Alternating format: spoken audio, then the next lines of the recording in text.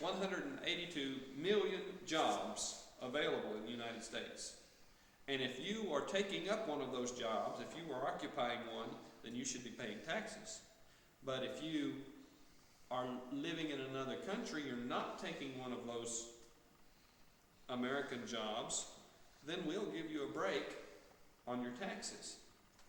I think it's to encourage people to go to other countries.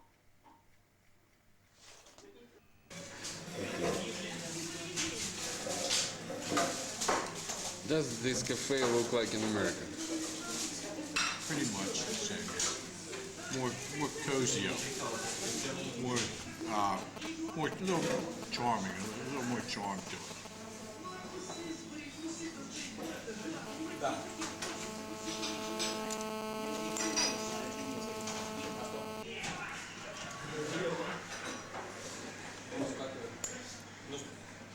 Lana cooks, puts them in that pan there. Я не так готовлю, как ты готовишь. Frying pan like it cooks it. Не, I never saw that before. In a frying pan, никогда не солю до этого. string beans in a frying pan. А как курицу можно приготовить не солить? What is your way of cooking? For example, chicken. Chicken, we can broil it, fry it. Сперва на медленном огне в духовке, Or bake it. а потом запекаем. Bake, fry, or broil. Или, может быть, на пару, или там сварить. Barbecue too, barbecue. Барбекю – это приготовление на открытом воздухе, обычно как у нас шашлыки. When I first came to Ukraine, probably the most striking thing was a very small variety of goods available. For instance, in '94, when we came, the only coffee that you could find was Nescafe. That's all. And it was only Rastvarinmi. I hate that word. It's hard to say. It was only instant Nescafe, the only kind of coffee. And по-моему, that's not coffee. Instant coffee is not coffee. I want real, natural, ground coffee that I perk and filter and do it and make it right. And so when we came here, only thing was Nescafe instant. There was not even a variety of instant coffees, just Nescafe. And so I had a hard time with that. Of course, we were only here for 2 weeks. So you thought it was a kind of substitute? Yeah, but I mean, just generally, things that were not, there was not a great variety. See, and it's here now. You go down to Central Arena and you walk up and down the aisles and you'll see 100 different kinds of coffee. So it's totally changed in since that's 8 years ago. But when I first got here, that was probably my strongest impression. Well, that there's no variety here. What were some of the other things that? Maybe about people, something. People? Yeah. I was impressed with the abilities people had, especially men. Men were able to repair things. Yeah. Actually, I remember in American women were very good. Sometimes. But most men were very capable of repairing their car, if they had a car. There was another impression. Great, in '94, we stayed on Prospect Pobedy down there near Молодежная. You know where this stanция is? I don't know, that's the Ostanovka. And here's this great big wide street with no cars. Where are the cars? Why have such a great big wide street when there's no cars? Well, of course, this is in '94. Maybe there were cars, but no one could afford the gas to put in the cars, or I don't know. Of course, now there are too many cars everywhere. So, but no, I was impressed with people's ability. I was impressed with, generally, I didn't meet many women, but I was impressed with their ability to cook. And see, in America, a lot of women don't cook. They buy something that's already prepared. It's frozen, and you put it in the microwave and heat it up, and then that's dinner. Like Or prepackaged. prepackaged, pre-prepared, which is ready-made. That's a lot of what many American families eat. It's either prepackaged or go out to the restaurant. Oh, okay. You said what was one of my impressions when I went back to America after 4 years? A lot more restaurants than there used to be. In other words, people eat out more often now. When I was growing up, in my family, we probably ate at a restaurant maybe 3 or 4 times a year. A year? Yeah. It's just not a thing that we did.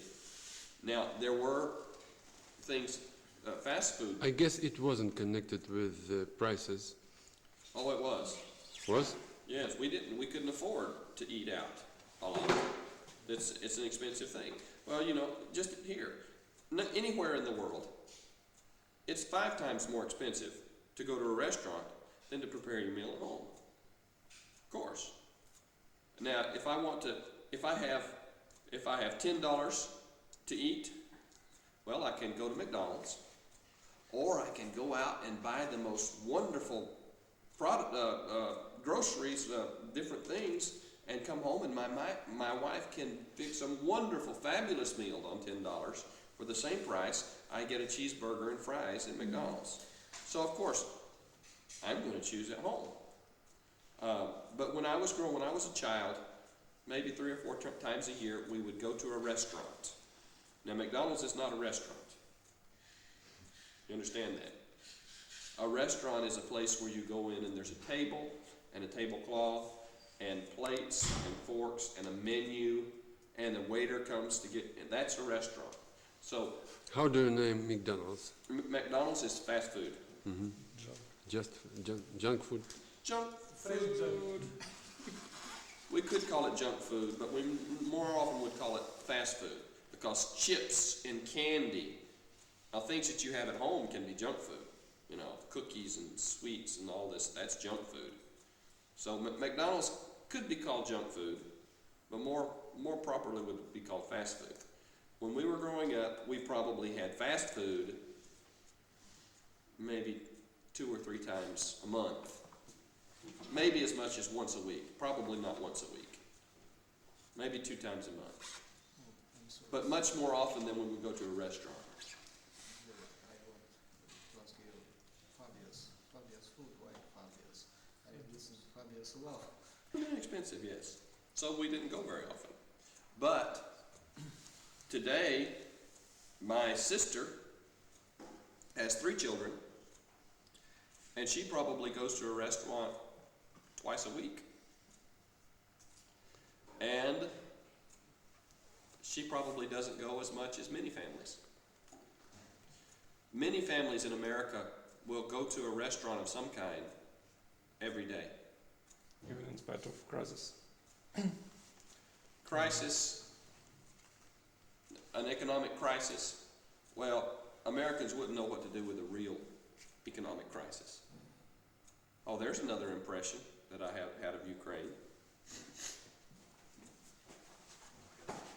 If there were a real economic crisis in the world, Americans would starve. Ukrainians would just keep on going, just life is normal. Because Ukrainians, they have their garden, they have a pear tree, an apple tree, and cherry tree in their yard, or they know someone who does, or they have a garden plot outside the city. Even people in the city have gardens in their yards. do you know anyone who has a house and a yard that doesn't have some kind of food growing in their yard? Yeah, right now it's... You know someone? Right now, even 6 соток участки. Many of them just flowers and just Okay. decoration, but without... Well, But I know still that most people. in Pisachin, where I live, yeah. everybody has a garden. I mean, the probably of all the trees in Pisachin, at least half of them bear some kind of fruit, you know, or nuts or something. And that's just the Ukrainian mindset, because probably, I don't know, in 1942 and 43, was there real hunger in Kharkiv during the occupation the Germans came Yes. through here? There was real hunger probably. I know specifically in places like Leningrad, people starved to death. No one in America has ever known real hunger. The only people that have ever been very hungry is someone who's been lost in the woods or very sick or something. They don't know what hunger's all about. And so, Americans, probably less than 5% of Americans have anything in their yard that bears a fruit or some kind of food to eat. Probably, I would say 5% or less. Most people don't have a garden. Oh, why have a garden? You have to work. We just go and get our food from the grocery store. So it's not a thing in America that's... And the thing is, if America experienced a real depression, like was in 1929, a lot of people my age wouldn't know what to do. See, in 1929, Americans were much more like Ukrainians. In 1929, probably 70 or 80% of Americans had some kind of garden anyway, or they knew how to do that because they grew up doing this. But in 2002, probably 80% of Americans have never planted a seed in the ground. You know, it seems like a simple thing to do, but there are children growing up in America now today who probably don't understand that food grows out of the ground. Now, it seems stupid, but it's true. I know for a fact I have heard of children who did not know that milk came from a cow. No, they saw it on TV. Well, actually, I noticed that Americans have a lot of educational programs on TV. They don't have so many. Right, and that's one thing. Well, I don't know. I kind of reserve judgment on that. Television is like computers, is like fire. It's a wonderful servant, but a terrible master. I can't remember what they were saying. Children in America watch something like 6 hours of television every day or something like that on an average. That's ridiculous. And most of it is either neutral, mindless stupidity, or it is negative, teaching the wrong things. Even though there's a lot of educational things on TV, very few children watch those things. Yeah. They would rather watch But they Rambo have a choice. kill people. You know, that's what. So I'm proud of being an American, but I'm not proud of most Americans. I think America is the greatest country in the world, not because Americans are the greatest people in the world, because I think they're pretty close to the bottom. Okay, Americans are stupid, they're selfish, they're lazy, they're fat. You know, in many. What are you laughing at? You understand benefits? But right. Well, they could. I think that if the world came upon another Great Depression like in 1929, 1929 no one starved in America. If it did, it was a very rare case. People were hungry. My father grew up in the Depression. He can remember when my grandfather brought home a cabbage for supper, and that was supper for 6 people. That's all they had, cabbage. So he can remember what it was like to have hard times and to not have enough to eat or a good variety to eat, or he can remember that. But see, his family knew how to provide for themselves. My grandmother tells a story during the Depression that she went out on the porch. I'm sorry. You know what porch is, on the porch. She was on the porch of their little home, and she noticed the little sparrows up in the trees, and she thought, I bet those sparrows taste good. She went into the house and got the gun, and she sat on the porch, and she waited for the sparrows, and she shot the sparrows. And she would, when she would shoot one, she would get it and put it on the ground next to her, and she was going to gather up several of them and cook them for supper. Well, this is meat. We don't have any meat. So she was there shooting, and while she was shooting, she didn't notice that her little daughter, my aunt, came up. And when she looked down, my aunt, who was then a little girl, I think she was 2 or 3 years old, had one of the birds in her hand, but it had no head. She had bitten the head off the bird because she was hungry. She should shoot down fatty cat, for instance, instead of sparrow. Huh? That is more fatty. Cat, maybe little puppy. Sparrow, it's not. The broadside of a barn. You know that expression? The broadside of You can't hit the broadside of a barn. You know that one, don't you, Sanju? He can't hit the broadside of a barn. You've heard that, okay.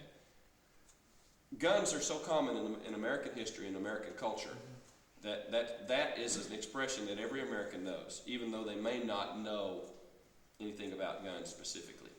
Okay. to hit the backside of a The barn. broad side of a barn. Can you think of anything bigger than the broadside of a barn? Okay, and if you're a terrible shot, you can't even hit the broadside of a barn.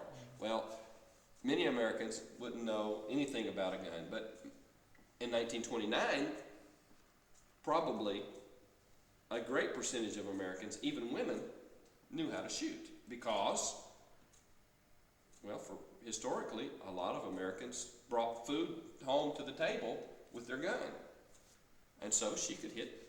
And I can even remember up until the last few years of her life, she once saw, she was probably 75 years old or so.